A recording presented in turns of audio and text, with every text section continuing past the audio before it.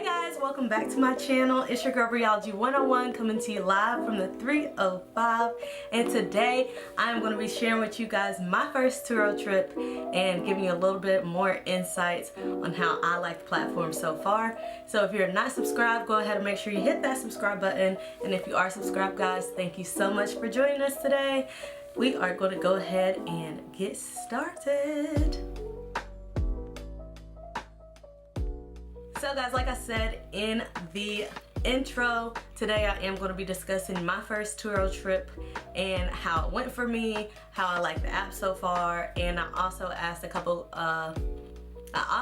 you guys if you had any questions on my Instagram page, so make sure you go follow me on Instagram if you're not already following me, so that you can always be up to date. So if you are not familiar with the Turo app, it is a car sharing company. I use that very strictly because that's what they call it. It is not a car rental app.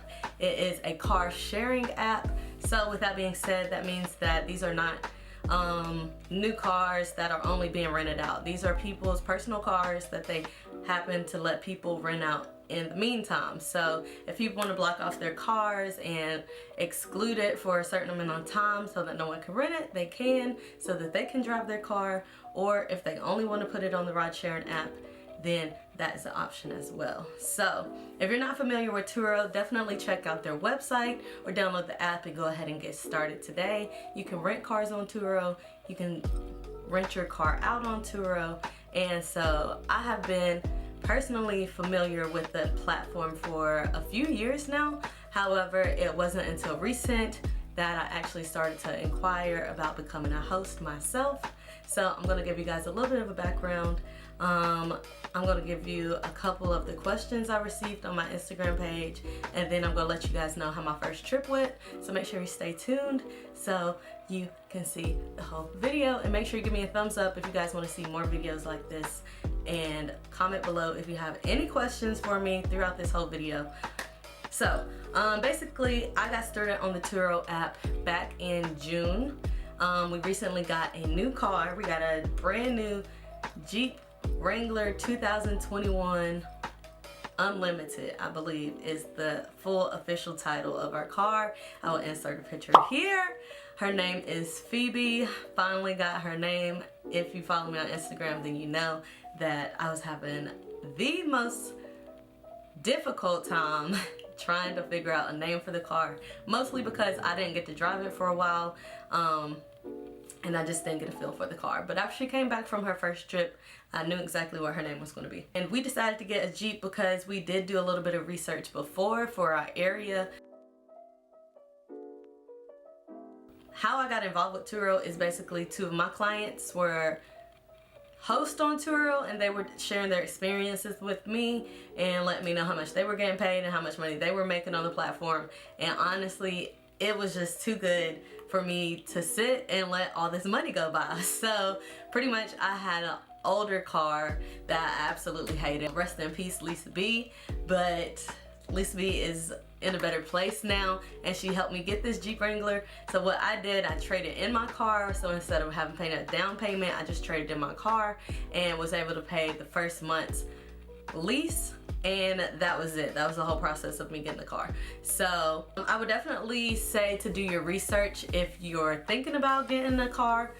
Definitely you want to research the market and see what cars are most popular in your area. A Jeep Wrangler and Jeeps in general were very popular in my area. I live in Miami, Florida, so it's definitely a good car for this. You can take the roof off, and you can, you know, take the doors off for a bright sunny day, or, you know, you can just run through the rain whenever it's raining. Personally, that's been a lifesaver for me because, I mean, first of all, it rains here every single day, but knowing that I now don't have a smaller compact car that's going through the actual puddles, but now I have a little bit higher off the ground Jeep that is literally just flying through the puddles. I don't think twice about going through a puddle anymore, and that is an amazing feeling.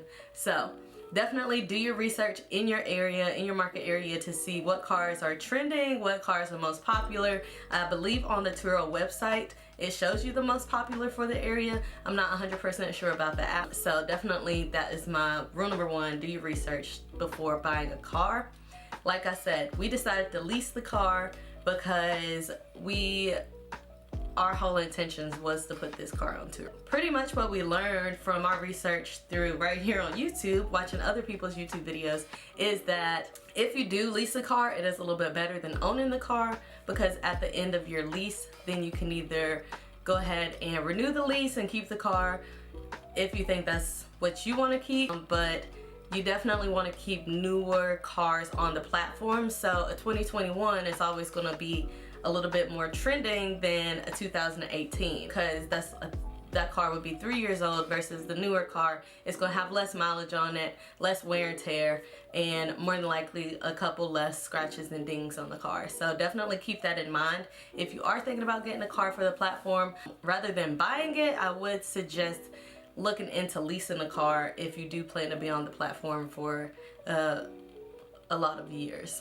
If you're only trying to do it for the now, then go ahead and buy a new car, brand new car. But if you're trying to build that longevity, then you definitely want to get something that you can kind of recycle out. And I would definitely say research your area before you try to get on the platform. Turo is not in every single city.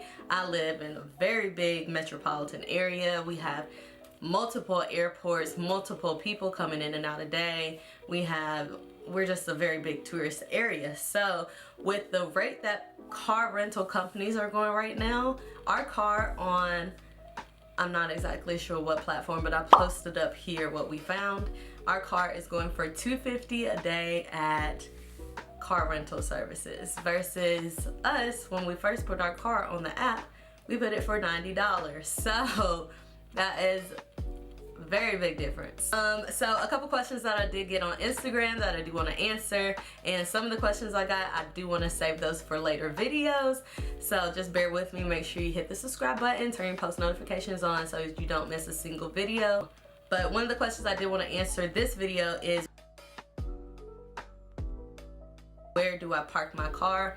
This may seem like a very just random question to people who don't live in bigger cities. However, the bigger the city, honestly, it seems like the less parking there is. So in Miami, if you don't own a house, more than likely you are going to have some type of parking situation. So some complexes offer parking spaces, some don't. Some have only one parking space, some don't offer any parking space. It's kind of like free for all. So this was a very random question when I got it, and I kind of had to I was like, what? I don't even understand the question. But yeah, so where do I park? So personally, at my complex, we do have an assigned parking space, and we have ample amount of guest space that we can park our car. However, I won't lie, our HOA here sucks. So we have been kind of brainstorming different ideas for whenever we get more cars, more vehicles to put on the platform, because the people here are very, very nosy. So a couple of the things that I found in my research, and that I was kind of just brainstorming as to where you could park your car if you don't have access to parking spaces. The first one is probably a storage unit.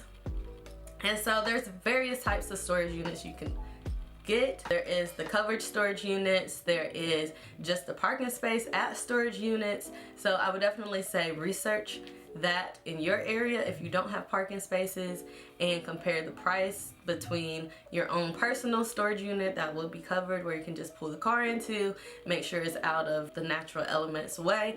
Then that would be an option. Or you can always look at the actual parking spaces that they have outside of storage units. And the good thing about a storage unit is that they are monitored, usually 24/7 a day, and they usually close at a certain time as well. So you kind of have that extra peace of mind knowing that someone is there, someone is watching. And if you do get the covered storage, then you have access to it, only you, whenever you go lock and unlock it yourself. So that is the first one I would suggest, is a storage unit. And the second one I would suggest is a monthly membership to a parking garage. Miami has a lot of parking garages if you stay in like downtown areas or like midtown areas, then they have a lot of parking garages where you can pay a monthly fee and park your car there 24 hours a day, 7 days a week. So I would also suggest that. And the benefits of that is that it is covered, and it is usually less of a fee than the actual storage And then my third suggestion would just be street parking if you're comfortable with that. Because honestly, if you get a good car in Turo, your car is going to be gone as much as you want it to be gone. If you do your research and you get the right cars, I promise you it's not going to sit in the parking lot for too long. So that is also an option, just public parking on the street. Yeah, so you got 3 options. You got the storage unit, you got the parking, the monthly parking garage, and you got public parking. So that is it. Second question I'm going to cover today is, when do I get paid? Turo is pretty good about giving you your money. I won't lie, they don't hold on to it forever. However, we have noticed that if it has been a few days and you haven't gotten that text message or notification saying that your money is on the way to you, is en route, whatever lingo they decide to use, then you might want to go ahead and contact the support. They will go ahead and speed that process along. They can check on where it is in the air, or they can just tell you like, oh, okay, I see that your trip has ended and we are going to go ahead and start processing that payment for you. So that gets the ball moving a little bit faster for you. So you get paid after the trip is over. Usually it takes about 3 to 5 business days to make it all the way to your bank account. On longer trips, you do get paid out each week. So currently I have my trip, my car is out on a 3-week trip.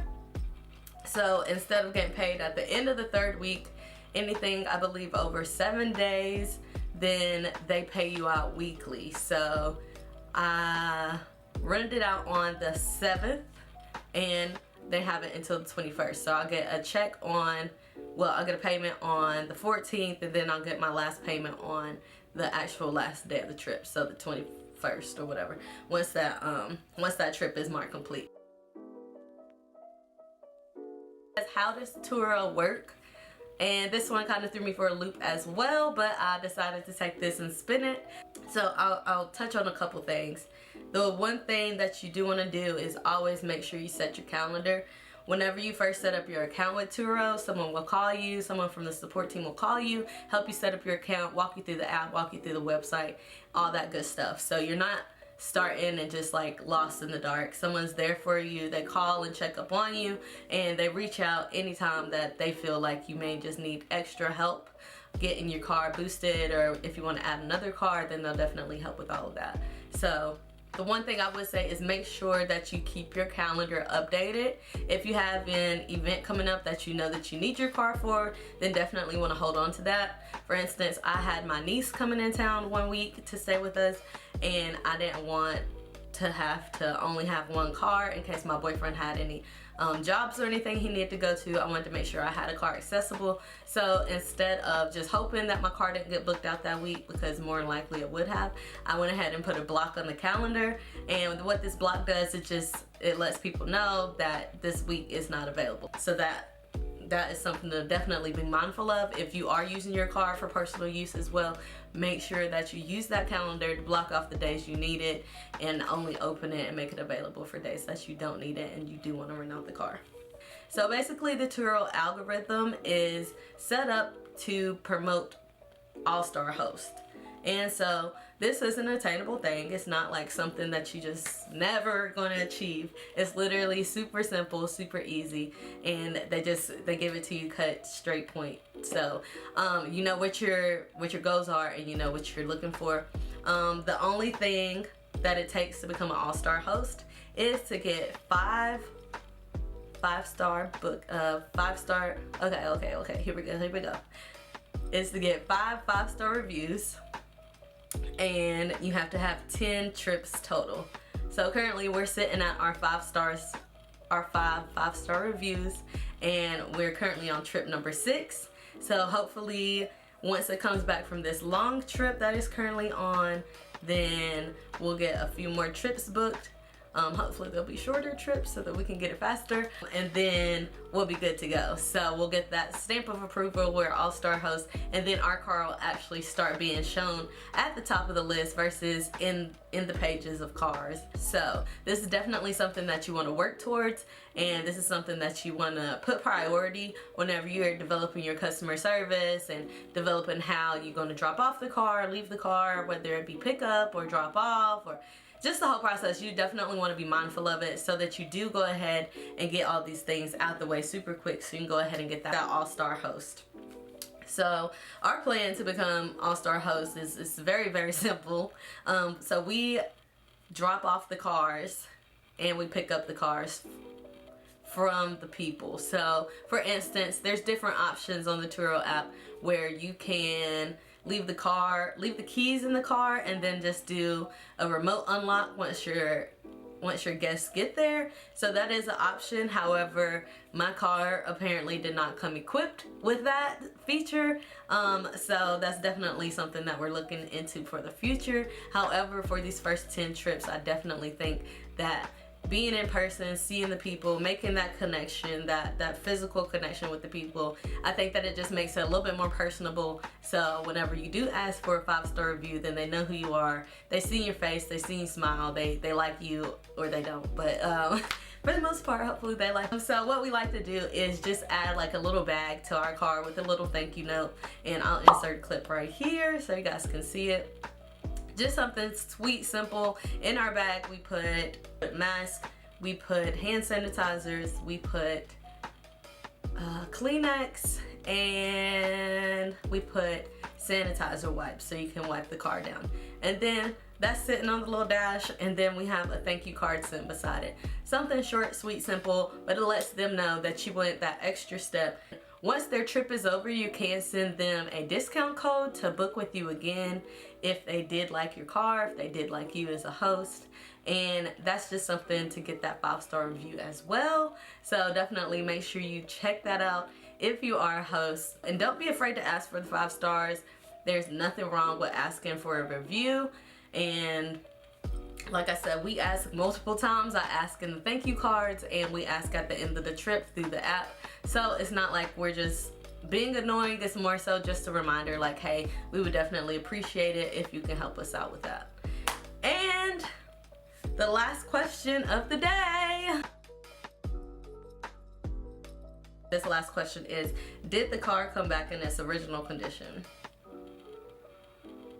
And sadly, it did not come back in its original condition. I'll put it right here so y'all can see. As you see, my girl Phoebe has a little ding, and that's kind of how we got her name, because I just felt like she reminded me of Phoebe from Friends. Very clumsy, very just, you love her, just want to hug her, but nonetheless, very clumsy. Yes, so definitely it did not come back in its original condition. As you can see, there was a little ding on the front passenger's door and a scratch that followed all the way to the back wheel well. So definitely I'm going to touch on this in my next video. I have to take the car and get it looked at and everything, so definitely make sure you tune in to my next video, which will be dropping next Tuesday.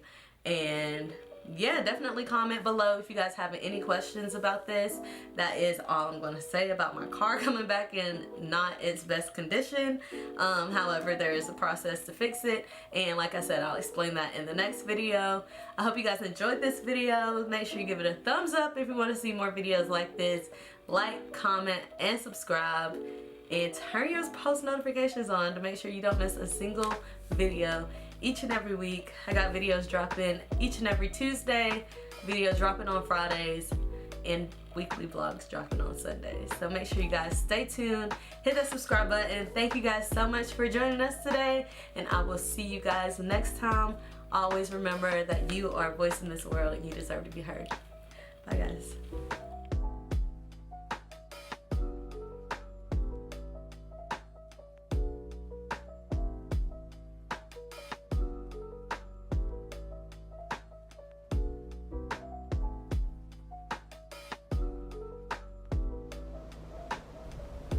It didn't go good, y'all. First trip did not go good. But it's okay, because it's all a learning experience. And at the end of the day, I still made some money. My car's going to get fixed. And it's all going to be alright. So, I will check in with y'all and give y'all an update later. Okay, toodles, I gotta go. Bye.